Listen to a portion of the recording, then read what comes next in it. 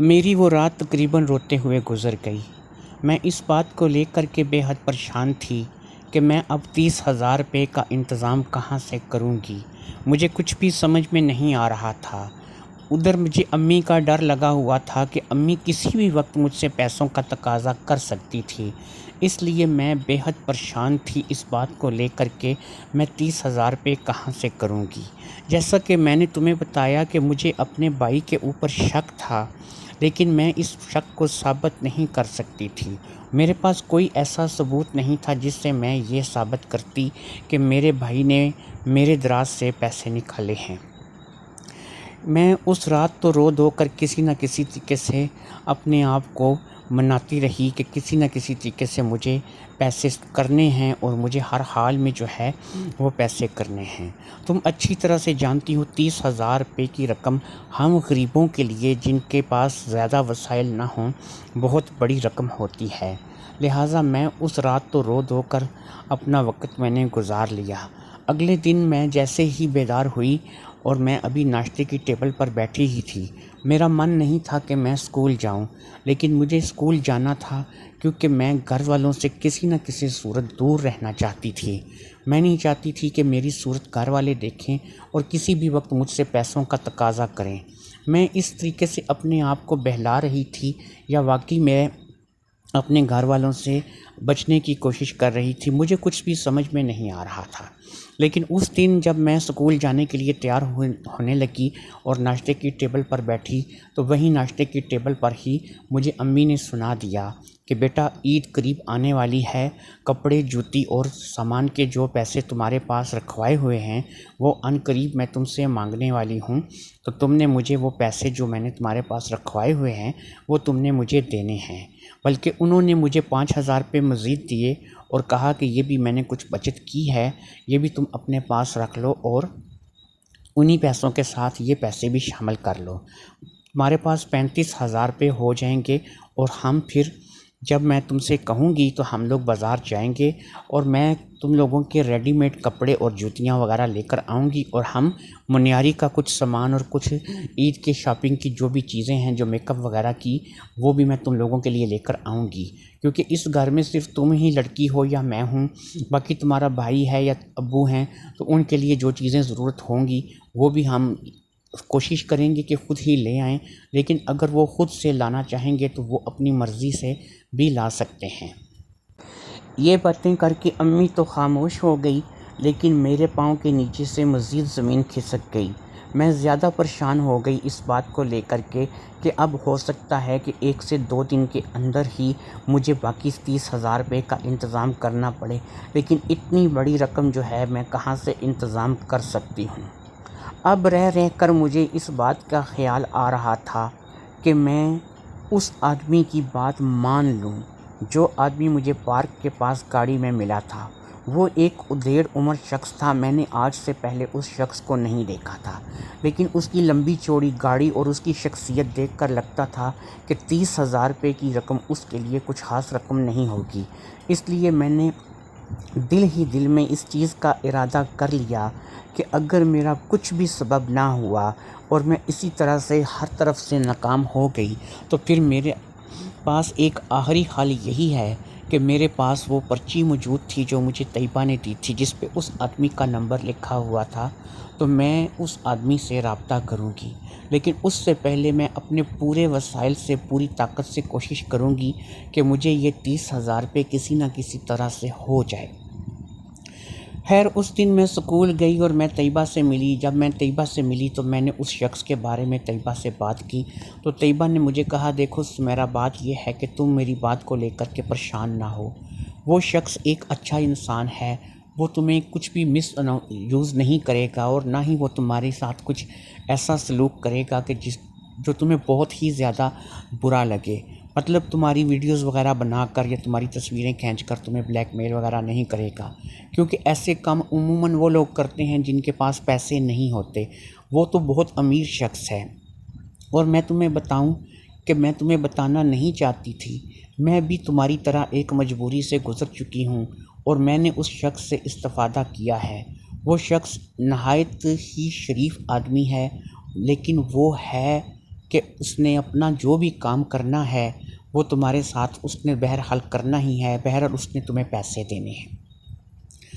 میں طیبہ کی بات سن کر خاموش ہو گئی۔ میں نے طیبہ کو کچھ بھی جواب دینا مناسب نہیں سمجھا۔ میں اپنی ہی ذہنی کشمکش میں مبتلا تھی۔ مجھے کچھ بھی سمجھ میں نہیں آ رہا تھا کہ میں کیا کروں، لیکن مجھے اب ایک آسرا ضرور محسوس ہو رہا تھا کہ اگر کچھ بھی نہ ہوا تو آخری چارہ کار کے طور پر میں اس شخص سے رابطہ تو کر سکتی تھی، اور اس شخص سے رابطہ میں آخری چارہ کار کے طور پر ہی کرنا چاہتی تھی۔ اس سے پہلے میں اپنی پوری کوشش کرنا چاہتی تھی۔ میری جو سہیلیاں تھیں، جو سکول میں میرے ساتھ پڑھتی تھیں، جن سے میری دعا سلام تھی، جن کے میں گھر جاتی تھی یا جو میرے گھر آتی تھیں، یا جن سے بھی میرا کسی بھی لحاظ سے کوئی بھی واسطہ تھا، میں نے ہر اپنی سہیلی سے پیسوں کا تقاضا کر کے دیکھ لیا، لیکن ہر سہیلی نے مجھے ٹکا سا جواب دے دیا۔ ایسا لگ رہا تھا کہ کسی کے پاس میرے لیے پیسہ ہے ہی نہیں ہے۔ جب ہر طرف سے میں پریشان ہو گئی اور اس روز میں اسکول سے گھر آئی تو میں اپنے دل پر پتھر رکھ کر ایک فیصلہ کر چکی تھی کہ اب مجھے اسی شخص کے ساتھ رابطہ کرنا ہے اور اسی شخص سے پیسے لے کر کے اپنا وقت گزارا کرنا ہے۔ 30,000 روپے کی رقم اس شخص کے لیے زیادہ نہیں تھی، لیکن میری عزت بچا سکتی تھی، مجھے گھر والوں کی نظروں میں گرنے سے بچا سکتی تھی، اور میرے معاملات حل ہو سکتے تھے۔ اس بات کو سوچ کر کے میں نے اس چیز کا پکا تہیہ کر لیا کہ میں اس شخص کو اب فون کروں گی اور میں اس سے کہوں گی کہ ٹھیک ہے، وہ جو کچھ بھی میرے ساتھ کرنا چاہے میں اس کے لیے تیار ہوں، لیکن میں رات کو باہر نہیں رک سکتی تھی، کیونکہ اگر میں رات کو ایک رات کے لیے بھی گھر سے باہر رہتی تو میرے لیے بڑی مصیبت بن جاتی۔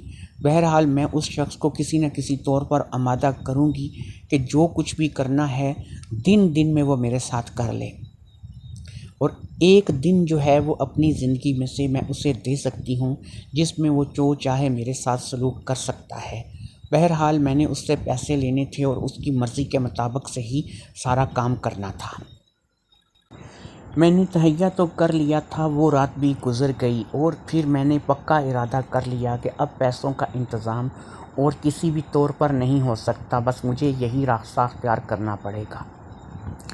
اگلے دن میں اسکول جانے کے لیے گھر سے نکلی اور میں نے اسکول جانے کی بجائے اس شخص کو فون کرنا زیادہ مناسب سمجھا۔ میں راستے میں تھی کہ میں نے اس سے اسکول جاتے ہوئے فون کیا۔ اس شخص نے کہا کہ ٹھیک ہے، مجھے کوئی پرابلم نہیں ہے، میں تمہیں 30,000 روپے دوں گا، لیکن اس کے لیے میں تمہیں ایک چیز بتا دیتا ہوں، میں 30,000 کے لیے کم سے کم کسی ایک لڑکی کو ایک دن اور ایک رات پورا اس کے ساتھ اپنا نظام کرتا ہوں، لیکن اب تم کیونکہ کہہ رہی ہو کہ تم رات کو میرے پاس نہیں رک سکتی، تو اب میں تمہیں صرف یہ بتا سکتا ہوں کہ چلو میں تمہیں ایک چیز کی جو ہے وہ چھوٹ دیتا ہوں، اور وہ چھوٹ تمہیں اس بات کی ہے کہ میں تمہیں 2 دن استعمال کروں گا، یعنی میں تمہیں رات کو استعمال نہیں کیا کروں گا، لیکن رات کی جگہ میں دن لگا لیتا ہوں۔ تم روزانہ صبح اسکول سے گھر کے لیے نکلو گی اور ایک دن میرے ساتھ چھٹی کے ٹائم تک رہو گی، پھر اگلے دن پھر تم اسکول کے لیے گھر سے نکلو گی اور پھر میرے ساتھ چھٹی کے ٹائم تک رہو گی۔ میں نے اس کو کہا کہ ٹھیک ہے، مجھے یہ طریقہ منظور ہے اور میں اس طریقے سے کر سکتی ہوں اور اسی طریقے سے میں تمہارے ساتھ چل سکتی ہوں۔ اس شخص کو میں نے کہا کہ میں ابھی بھی اسکول ہی جا رہی ہوں، لیکن میں اسکول سے آدھے راستے پر ہوں، اگر تم مجھے یہاں سے پک کرنا چاہو تو کر سکتے ہو۔ اس شخص نے کہا بس ٹھیک ہے، تمہیں مجھے کوئی ایسی نشانی بتاؤ کہ تم کس جگہ پر کھڑی ہوگی، میں تمہیں وہاں سے آ کر پک کر لیتا ہوں۔ میں نے اسے ایک دکان کی نشانی بتائی اور اس دکان کے پاس ہی کھڑی ہو گئی۔ صبح کا ٹائم تھا، وہ دکان بند تھی اور میں اسکول والے لباس میں تھی، اور بستہ جو تھا، جو بیگ اسکول کے لیے میں نے تھا، وہ اپنے کندھوں پہ لاد رکھا تھا، اور کیونکہ وہ شخص مجھے دیکھ چکا تھا اس لیے مجھے اس چیز کی پریشانی نہیں تھی کہ وہ مجھے پہچان نہیں سکے گا۔ 10 منٹ نہ گزرے کہ وہ شخص آ گیا۔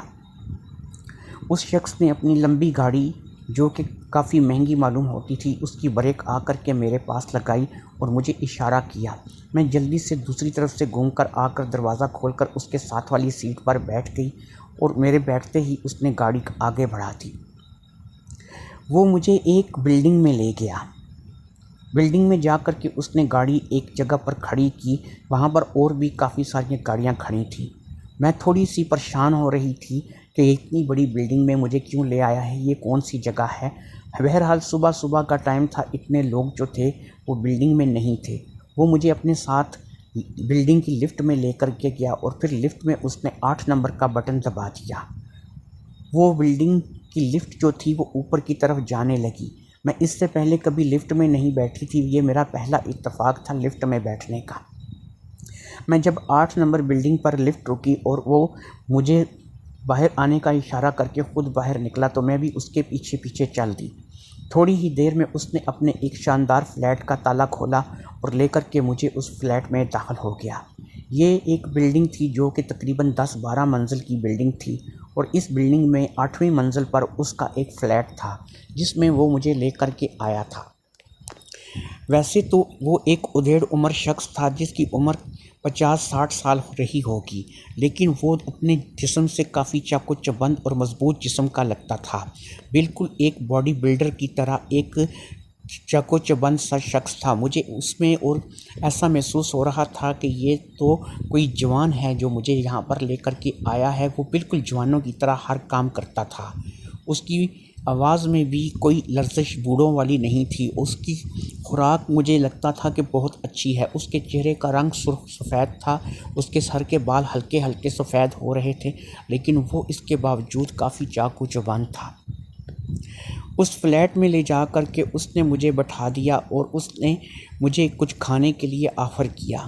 میں نے کہا کہ نہیں، مجھے بھوک نہیں ہے، میں کچھ بھی نہیں کھاؤں گی، لیکن اس نے اس کے باوجود فریج میں سے جوس نکال کر لایا اور مجھے جوس اس نے پینے کے لیے دیا۔ میں نے اس کا جوس لے لیا اور جوس پینے لگی۔ جوس بہت ہی لذیذ تھا اور عام جوس نہیں تھا جیسے کہ دکانوں پر بکتے ہیں، وہ کوئی ہٹ کے ہی چیز تھی، لیکن ہے بہت لذیذ تھی۔ ایک ایسا جوس تھا کہ جو پینے میں بہت مزہ آ رہا تھا۔ اس جوس کو پینے کے ساتھ ساتھ مجھے ایک سرور، ایک مستی سی بھی چڑھتی چلی جا رہی تھی۔ شاید اس جوس کے اندر کوئی ایسی دوائی تھی یا کوئی ایسی چیز تھی، یا پھر خود اس جوس میں کوئی ایسی تاثیر تھی کہ جس کی وجہ سے میرے انگ انگ میں ایک مستی سی، ایک لہر سی چھاتی چلی جا رہی تھی۔ میں جیسے ہی جوس پی کر فارغ ہوئی، اس نے مجھے وہاں سے اٹھنے کے لیے کہا اور مجھے اسی فلیٹ کے ایک اور کمرے میں لے گیا، جو ایک کمرے کے پیچھے دوسرا کمرہ بنا ہوا تھا۔ یہاں پر ایک ڈبل بیڈ لگا ہوا تھا اور ایک طرف ایک صوفہ رکھا ہوا تھا۔ اس کمرے میں زیادہ سامان نہیں تھا۔ سامنے ایک ٹی وی تھا جو کہ بہت بڑے سائز کا تھا، جسے میرے خیال میں آج کل کے ماڈرن ٹی وی جیسے کہ LED بولتے ہیں۔ میں نے تو ہمارے گھر میں تو بڑے پرانے زمانے کا ٹی وی ہے، اس لیے مجھے نہیں پتا کہ وہ کوئی LED ٹائپ ٹی وی تھا، لیکن بہرحال وہ تھا بڑا مزے کا ٹی وی، بہت بڑا ٹی وی تھا۔ اور اس وقت تو وہ ٹی وی بند تھا، لیکن بہرحال اسے ٹی وی کو دیکھ کر محسوس ہوتا تھا کہ ایک بندہ کافی امیر ہے۔ اب اس بندے نے، میں جب جیسے ہی اس کمرے میں داخل ہوئی اور میں جا کر کے اس کمرے میں بیڈ پر بیٹھ گئی، تو اس نے مجھے کہا کہ ٹھیک ہے تم یہاں پر بیٹھو، میں آتا ہوں۔ وہ واش روم چلا گیا۔ اس کو واش روم گئے ہوئے 5 منٹ تقریباً ہو گئے۔ 5 منٹ بعد وہ واش روم سے باہر نکلا تو اس نے مجھے کہا کہ تم کچھ بور تو نہیں ہو رہی ہو، اگر چاہو تو تم ٹی وی چلا سکتی ہو۔ میں نے کہا نہیں، بس میں بور نہیں ہو رہی ہوں، میں بس جس کام کے لیے آئی ہوں آپ وہ کام کرو اور میں یہاں سے گھر کے لیے جاؤں۔ اس نے کہا کہ ابھی ایسی کون سی دیر ہے، ابھی تو صبح کے 9 بج رہے ہیں اور تم تو 2-2:30 بجے چھٹی کرتی ہوگی اسکول سے، اس کے بعد تم گھر جاتی ہوگی، تو یہاں سے میں تمہیں 2 بجے اپنی گاڑی میں بٹھا کر کے خود تمہارے گھر کی طرف تمہیں راستے پر اتار دوں گا، ایسی جگہ پر اتاروں گا جہاں سے تم آسانی سے گھر چلی جانا، اور پھر اگلے دن تم مجھے دوبارہ اسی جگہ مل جانا جہاں میں نے تمہیں آج پک کیا ہے۔ اس طرح میں تمہیں 2 دن استعمال کروں گا اور 2 دن کے بعد میں تمہیں 30,000 روپے تمہارے دے دوں گا۔ میں نے کہا ٹھیک ہے، بہرحال یہ بات کسی کو پتہ نہیں لگنی چاہیے، اور طیبہ کو بھی آپ مت بتانا کہ آپ کو میں نے فون کیا تھا اور آپ نے میرے ساتھ رابطہ کیا۔ تو اس نے کہا ٹھیک ہے، میں کسی بھی طیبہ کو جانتا نہیں ہوں، میں نہ کسی طیبہ کو بتاؤں گا، بہرحال تم یہ سمجھو کہ میں کسی طیبہ کو جانتا ہی نہیں۔ انہی باتوں کے دوران اس نے مجھے ہاتھ وغیرہ لگانا شروع کر دیا اور وہ میرے کپڑوں کے اوپر سے میری ایسی جگہوں پر ہاتھ لگانے لگا کہ جو میں بیان نہیں کر سکتی۔ بہرحال میں مجبور تھی، میں اس کو روک نہیں سکتی تھی۔ اس نے میرا اسکول بیگ اتار کر ایک سائڈ پر رکھ دیا اور مجھے بیڈ پر چڑھ کر لیٹنے کے لیے کہا۔ میں تھوڑی ہی دیر میں بیڈ پر چڑھ کر لیٹ گئی۔ اب اس کے اندر کا شیطان پوری طرح سے جاگ چکا تھا۔ وہ بھی میرے ساتھ آ کر کے لیٹ گیا اور میرے ساتھ کچھ چھیڑخانی کرنے لگا۔ اسی چھیڑخانی کے دوران اب وہ اپنی حدوں کو کراس کرنے لگا اور پھر وہ اپنی حد کو کراس کر گیا۔ اس روز 2 بجے تک مجھے اس نے استعمال کیا۔ 2 بجے تک اس نے 2 بار مجھے استعمال کیا، اور اس نے 2 بار جو مجھے استعمال کیا وہ ایسا استعمال تھا کہ سمجھ لو کہ میں ایک لڑکی سے، ایک کم سن لڑکی سے بالکل ایک عورت بن گئی۔ مجھے سمجھ میں نہیں آ رہا تھا کہ میں نے یہ سب کچھ کیسے برداشت کیا، لیکن مجھے میری مجبوری ان تمام چیزوں سے بڑی نظر آ رہی تھی۔ بہرحال میں وہاں سے نکلی اور نکل کر اپنے گھر کے لیے روانہ ہو گئی۔ اس نے مجھے اپنی گاڑی میں اسی جگہ پر اتار دیا جو کہ میرے گھر کے تقریباً قریب ہی تھی۔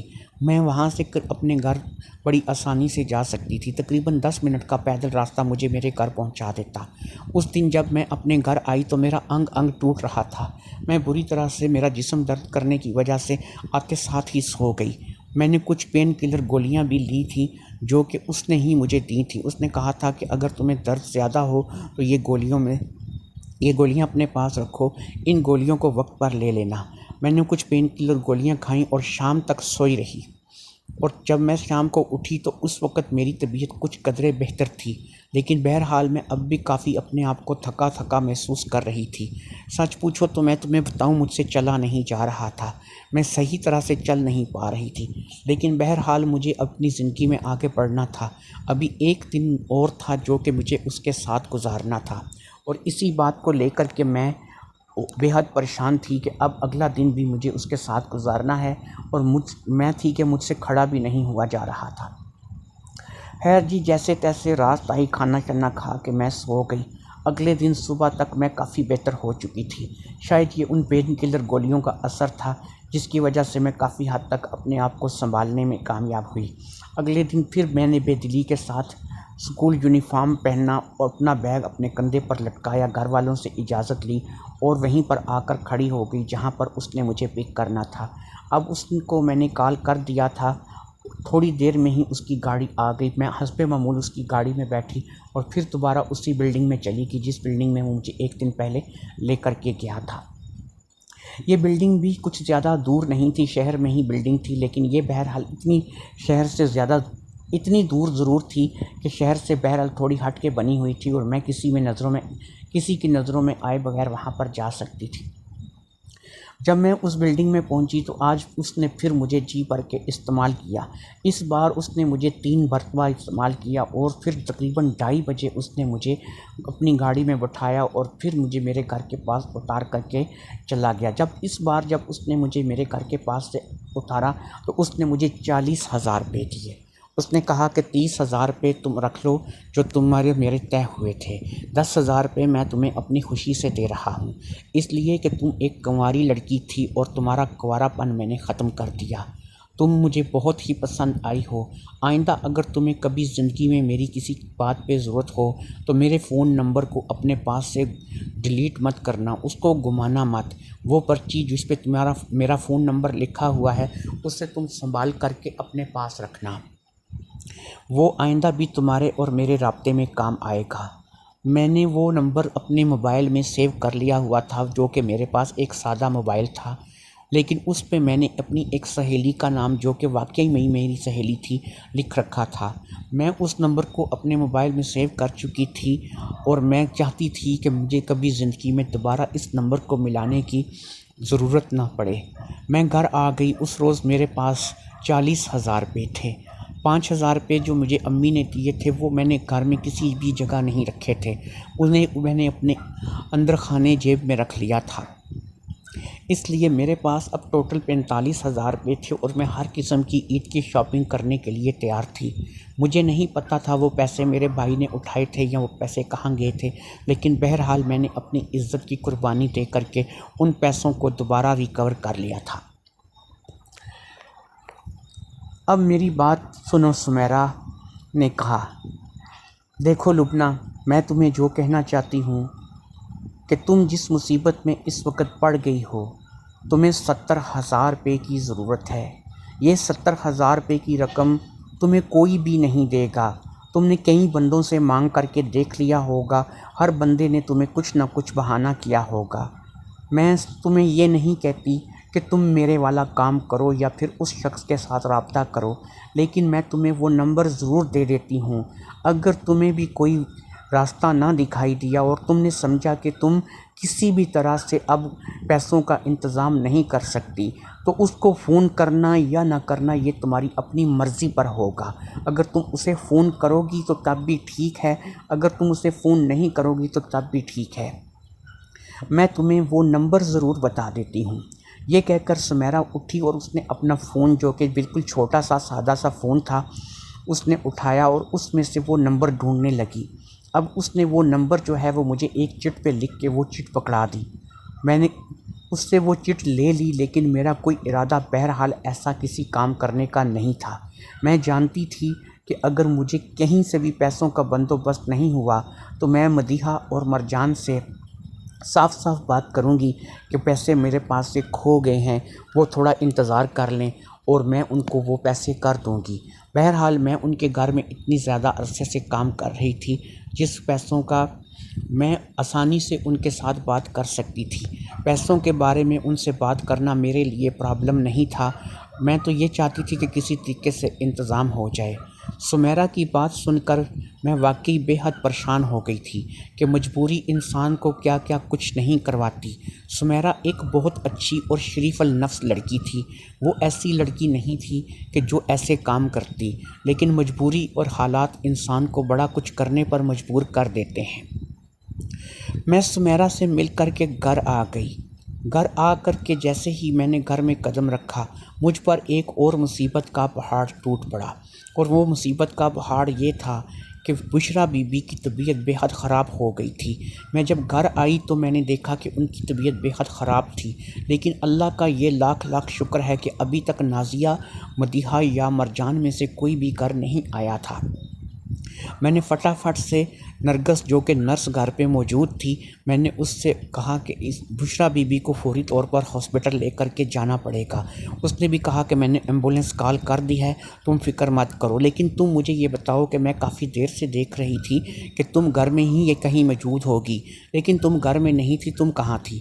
تو میں نے اسے بہانہ بنایا کہ میں تھی تو گھر میں ہی، لیکن میں کچھ اپنے کاموں میں لگی ہوئی تھی، شاید اس وجہ سے میں تمہیں نظر نہیں آئی ہوں گی۔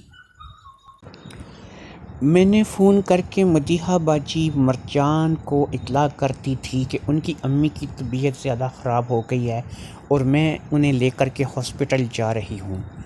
وہ بھی میری بات سن کر پریشان ہو گئی تھی اور انہوں نے سیدھا ہاسپٹل آنے کا ہی کہا تھا۔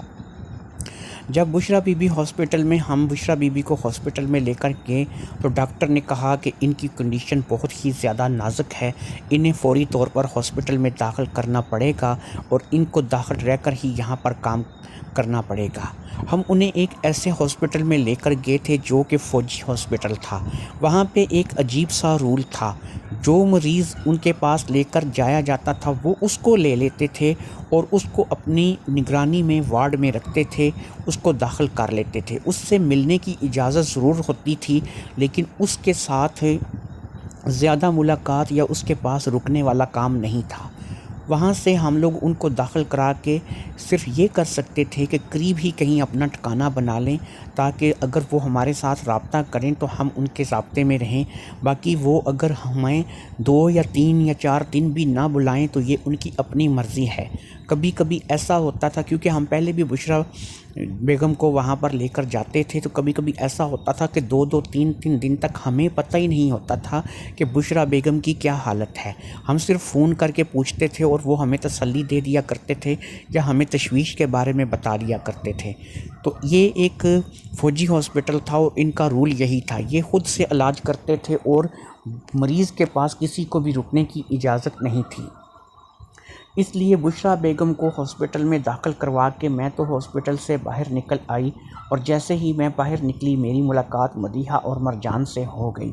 وہ دونوں بھی بے حد پریشان نظر آ رہی تھیں۔ انہوں نے مجھے بشریٰ بیگم کے بارے میں پوچھا تو میں نے ان کو بتا دیا کہ ڈاکٹر نے کہا ہے کہ ان کو داخل کرنا پڑے گا اور ان کو ہاسپٹل میں رکھنا ہی اب بہتر ہے۔ انہوں نے کہا چلو ٹھیک ہے، ہمارے نمبرز ڈاکٹر کے پاس ہیں، اگر ایمرجنسی میں ہمیں کسی کے آنے کی ضرورت پڑی تو ہم فوری طور پر 10 سے 15 منٹ میں ہاسپٹل پہنچ آئیں گے، اس لیے اب ہم لوگوں کو گھر چلنا چاہیے کیونکہ یہاں پر وہ خود کیئر کرتے ہیں، ہمیں کیئر کرنے کی ضرورت نہیں ہے۔ اور پھر نرگس بھی تو یہاں پر موجود ہے جو کہ نرس ہے۔ میں مدیحہ باجی اور مرجان کے ساتھ واپس آ گئی۔ اب جیسے ہی میں گھر پہنچی تو مجھے مدیحہ باجی کہنے لگی کہ بھئی ایسا ہے لبنہ کہ تم ایک کام کرنا، یکم ڈیٹ کو جیسے ہی یکم آئے تم نے فوری طور پر جو کمیٹی 1 لاکھ روپے بنتی ہے وہ تم نے مجھے دے دینی ہے۔ پتہ ہے کیوں میں مانگ رہی ہوں؟ میرا جو جیب خرچ ملے گا وہ تو چلو میں اپنے اگلے مہینے میں استعمال کروں گی۔ یار میں نے اپنی ایک دوست سے کچھ پیسے ادھار لے رکھے ہیں، وہ تقریباً 2 سے 2.5 لاکھ روپے ہے۔ اس نے میرا سر کھایا ہوا ہے۔ میں نے کئی مرتبہ سوچا کہ میں ابو سے لے کر کے دے دوں، لیکن تمہیں پتہ ہے کہ ابو زیادہ تر کاروبار کے سلسلے میں گھر سے باہر رہتے ہیں اور مجھے ہی یہاں پہ تو وہ خرچے جو جیب خرچ مجھے ملے گا وہ تمہیں پتہ ہے کہ مجھے 50,000 روپے جیب خرچ ملتا ہے اور اتنا ہی مرجان کو ملتا ہے۔ تو اگر ہم 50-50 اپنا دونوں بہنیں ڈال کے بھی اسے دے دیں تو اس کا 2.5 لاکھ کا قرضہ نہیں اترے گا۔ اس لیے تم نے فوری طور پہ جیسے ہی یکم کو میری کمیٹی نکلے تم نے مجھے وہ 1 لاکھ روپے دے دینا ہے۔ میں وہ 1 لاکھ روپیہ دے کر کم سے کم اس کا منہ بند کروں گی اور پھر اس کے بعد اسی طرح میں کچھ اور پیسے اکٹھے کر کے اسے دے دوں گی۔ تو تم نے اس بات کا خاص خیال رکھنا ہے، اس بات میں ہے کہ کمیٹی جو ہے وہ یکم ڈیٹ کو جیسے ہی پوری ہو تم نے مجھے دے دینی ہے تاکہ میں اپنی دوست کو وہ کمیٹی کی رقم پکڑا کر اس کی چک چک سے اپنی جان چھڑا لوں۔ یہ کہہ کر کہ مدیحہ باجی میری کوئی بھی بات سنے بغیر فٹافٹ سے اپنے کمرے میں چلی گئی اور میں شکل دیکھتی ہی رہ گئی۔ مجھے اب ہر حال میں ایسا محسوس ہو رہا تھا کہ مجھے ان 70,000 کا انتظام کرنا ہی پڑے گا جو 70,000 روپے گم ہو چکے تھے، لیکن وہ 70,000 روپے میں کیسے انتظام کروں گی اس بات کی مجھے کچھ بھی سمجھ میں نہیں آ رہی تھی۔ اور پھر ایک خیال بجلی کے کندے کی طرح میرے ذہن میں لپکا۔ میرے ذہن میں رہ کر ایک خیال آنے لگا، کیا 70,000 روپے کا انتظام نہیں ہو سکے گا؟ مدیحہ باجی نے جس طریقے سے مجھے سنا دیا تھا کہ یکم ڈیٹ کو ان کی اپنی کمیٹی چاہیے ہی چاہیے اور انہوں نے اپنی کسی سہیلی کا قرض دینا ہے، تو اب میں نے تو پیسوں کا انتظام ہر حال میں کرنا تھا۔ تو کیا پیسوں کا انتظام کسی بھی طرح سے نہیں ہو سکے گا؟ اب مجھے رہ کر ایک ہی چیز ذہن میں آ رہی تھی، سمیرہ کا دیا ہوا نمبر۔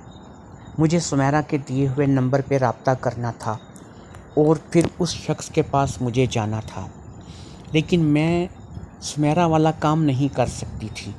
دن کو مجھے دن بھر گھر میں 100 کام ہوتے تھے جو کہ مجھے یہاں پر کرنے ہوتے تھے۔ میں تو یہ کر سکتی تھی کہ رات کو سب کے سونے کے بعد میں یہاں سے نکلوں اور اس شخص کے پاس چلی جاؤں، رات بھر اس کے پاس رہوں اور پھر صبح ہونے سے پہلے میں واپس آ جاؤں۔ میں یہی کر سکتی تھی۔ جو سمیرہ کا ٹائم تھا وہ صبح کا تھا، لیکن میرا ٹائم رات کا ہو سکتا تھا۔ سمیرہ کو 30,000 روپے کی ضرورت تھی تو اس نے 2 دن سمیرہ کو اپنے پاس بلایا تھا۔